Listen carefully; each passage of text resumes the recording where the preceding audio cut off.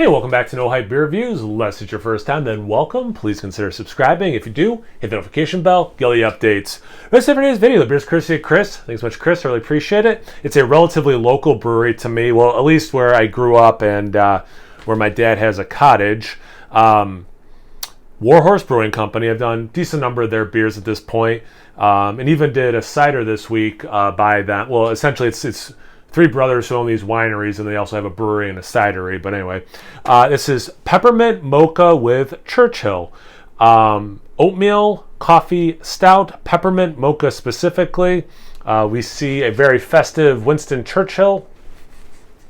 It's funny, I love it. Let's see. So this makes sense. This was canned right before Christmas. So this is about 4 months old at time of review. Just over 4 months, I should say. Let's see, it's 10% ABV. That's what I was looking for underneath. Yeah, I'll give it a shot. I'll read it. The font's not as obnoxious as Treehouse, but it is still little, but not as bad.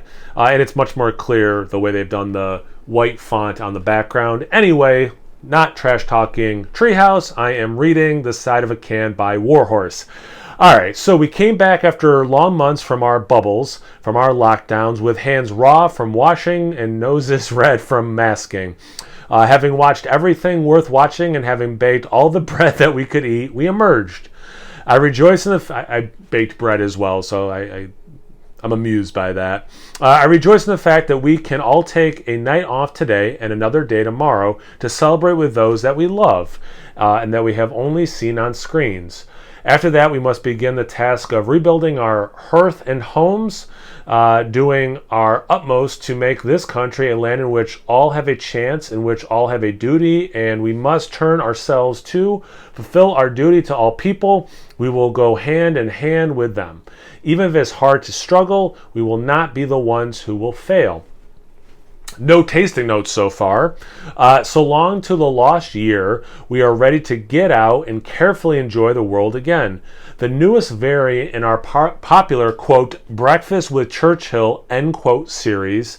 This beer is a full-bodied coffee oatmeal stout with all the coziness of a mug of homemade peppermint mocha. So grab a seat by the fire, put on our old favorite on the TV or stereo, and enjoy a moment of reminiscence on us. Album pairing, the classic big band Christmas album, Various. Okay. I think I did pretty good reading that, probably because it was very readable. Again, Treehouse. Hashtag Treehouse. At Treehouse. Focus on Warhorse. Don't talk about another brewery. That's rude. All right. They have a lot of history. Actually, all their beers, Warhorse is like, as a history teacher, they're all history themed, which I appreciate. Made my glass dirty. I don't appreciate that. Couldn't be my cleaning ability. It's got to be the beer. So it's pretty darn black. There is some brown in it. It's a little easier to see at the bottom. So it is mostly black with a little bit of brown. Head, not a lot of head. It's a mocha with a little bit more like milk in it. Tiny bubbles. Some of them are breaking up into small and medium-sized bubbles. Some legs, the lacing sticks around a little longer than I thought it would, but it's not like it's super sticking either. It is 10% with adjuncts after all. Let's get into that aroma. So initially I got this stouty chocolate, little bit of that not barrel-aged wood, but like walking in a freshly rained upon forest. It's that thing. So I got that initially. There was like a huge burst of all of that. And then the mint was like, screw all those things. I'm in charge. And I don't want to say the mint was overpowering, but the mint came on, I'll say full force.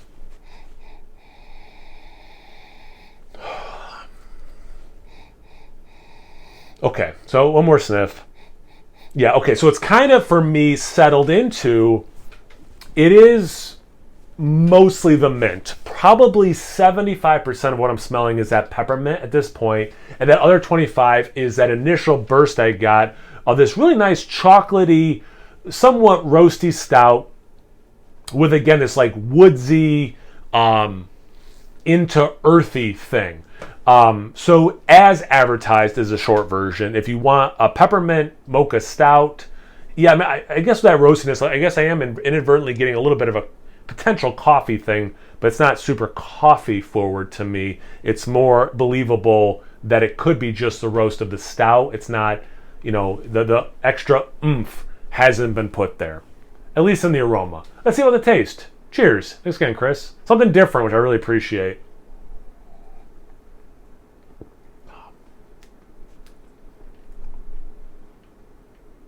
That works. I'll be honest, as I always am. It'll probably take 2 or 3 sips to really get used to the flavor combination. I know I love, like, York peppermint patties or whatever. Like, I know, or Andy's candies, I know I love chocolate and mint together. To get those things in beer, for all of it to work together, I think can be tough. In a well-done mint stout, head over heels, right? But it's one of those adjuncts that can go sideways quickly. First sip, I don't think this is bad. Don't get me wrong. But I think, again, it's going to take me a couple sips to really get used to the beeriness of it with this chocolate and this mint that I love together. But also, again, being completely honest, that first sip was enjoyable. So that's good. A little bit of like, if this exists, I mean, probably, I guess, yeah, like a mint frosting. I'm getting like that kind of a thing too. There's enough of a confectionery thing.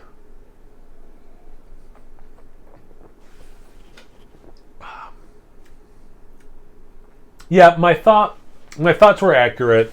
That second sip, it seems a beer that should not be described as cohesive, probably. It works really well. I'll use the word cohesive. It all melds together. It all works together very well. It is a lot like the aroma, for me anyway, but it's not 75% mint. It's probably 50% mint though. Like even in the taste, it's probably 55. But it doesn't come across like you brushed your teeth and then are drinking an oatmeal stout with coffee or something. Like it doesn't drink like that. But it is like 50% of the taste is probably the mint, which leaves a lot of room for the stout, for the roastiness, that like woodsy, earthy thing. Some nice chocolate notes for sure.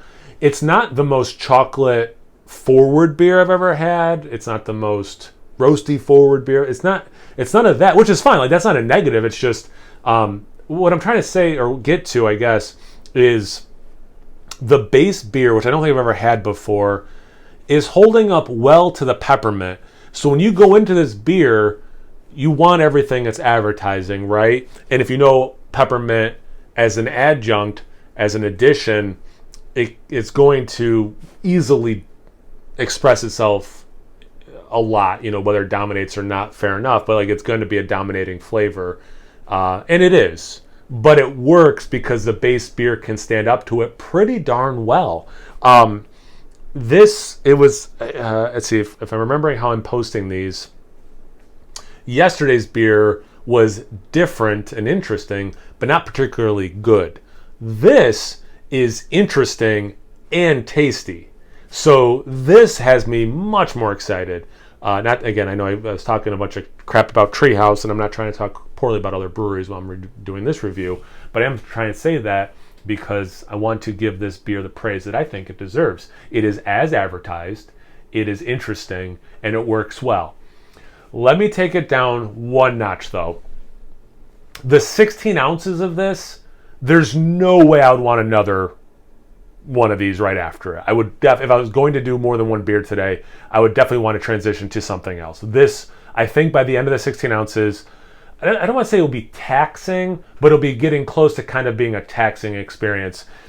Probably the best way to have, like even if you bought a 4-pack of them, probably the best way to have this beer is you're going halvesies with someone else. Like 8 ounces of this beer, you're at the brewery and they do flights. You get like a nice like 4-ounce pour of it with some other stuff. That's probably the sweet spot for this beer. And again, that's not to say this beer's not good, but like I just think with everything going on, and that peppermint maybe after the 14th, that 15th, into that 16th ounce, you might be like, all right, I'm ready for something different. And that's just me speculating on the few sips I've had, so I could be wrong. Who knows? But again, I think I've kind of explained my thoughts on it well enough to summarize. Interesting, different, and really tasty. But I probably wouldn't want more than one in a session. And not just because of the ABV, but just based purely on flavor. Also, speaking of the ABV, don't taste the 10% at all, which is awesome. Yeah, great beer. I'm really enjoying it. I think that's crystal clear. So thanks again, Chris. I really appreciate it. Have you guys had this beer before? Have you had a beer that sounds like this?